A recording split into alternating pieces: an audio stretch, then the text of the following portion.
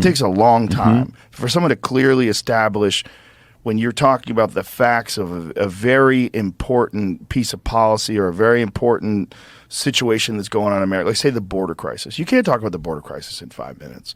It's super complicated. You can't talk about Title 42 in 40 minutes. You can't talk about any of these things in a short amount of time. You need hours.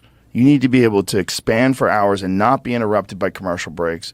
But they're hampered by that model. It's always going to be, and then they're also hampered by the fact that you don't get individual, unique voices and perspectives.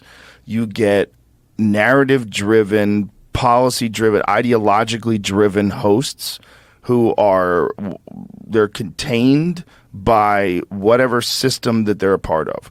They're contained by their executives and the producers and the people behind the scenes, and they only have so much leeway for opinion. We saw that with Tucker. Tucker ventured outside of that, and he had a podcast voice on network television. So you had a guy that was saying what he believed about the intelligence agencies, about the FBI's interference into the protests of the Capitol, about Pfizer and Moderna and what they've done with the drugs, about the lab leak, about Anthony Fauci, about all these different things. Like he essentially was treating network television like a podcast.